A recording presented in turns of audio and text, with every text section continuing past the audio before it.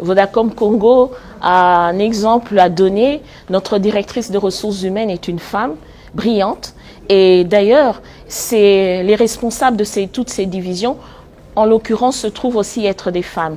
Et c'est une équipe dynamique qui assure la gestion de toutes les ressources humaines de Vodacom Congo. Et nous parlons de plusieurs milliers de ressources, et même beaucoup plus de milliers encore, puisqu'elle gère également toutes les ressources indirectes qui sont connectées au travail quotidien de Vodacom Congo. Je pense que nous avons, chacune d'entre nous, notre parcours personnel de la progression, l'ascension dans le domaine professionnel.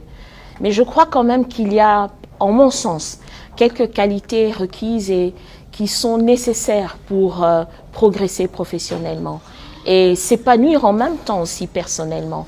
Parce que l'équilibre d'une femme se trouve dans l'entièreté de sa vie et je pense que bien souvent, nos carrières et leur évolution reflètent l'équilibre que nous avons dans la vie personnelle. Je pense qu'il faut à une femme une vision. Il faut une vision, il faut savoir où on veut aller, qui est-ce que nous voulons être.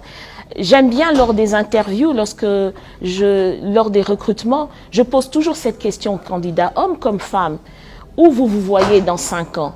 Quelle image vous vous projetez de vous-même dans les années à venir? Et c'est ça la vision que vous devez avoir de vous-même, qui vous permettra de bâtir en fait votre carrière en conséquence. La deuxième chose que je pense après la vision qui est importante, il faut être passionné. Il faut être passionné. Personne n'aime et n'écoute des personnes qui sont tièdes ou qui n'y croient pas en ce qu'ils disent.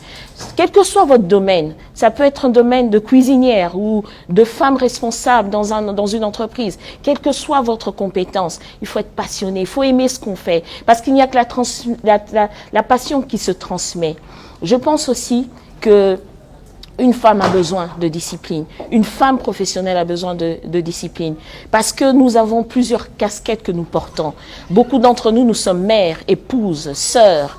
Nous sommes dans des milieux professionnels. Alors nous devons cumuler. Certaines ont même des responsabilités associatives. Il faut cumuler tout ça. Donc la bonne gestion du temps, la discipline personnelle permettent à une femme réellement de continuer à progresser.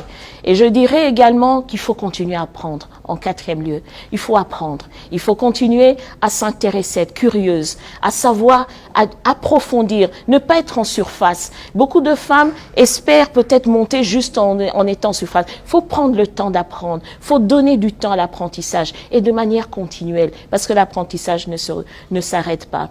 Et je finirai en disant, si c'est un conseil, qu'il ne faut pas hésiter, en 5e lieu, de se tromper. Il faut proposer. Et comme on dit en anglais, don't fear to make mistake. Si aujourd'hui ça ne marche pas, mais au moins vous avez la capacité de proposer. Et demain vous recommencerez en améliorant des leçons apprises. Et tout cela, je pense que sur un point de vue personnel, sur mon parcours, sont été les éléments qui m'ont aidé à progresser. Et je continue à les appliquer parce que j'espère encore aller plus loin.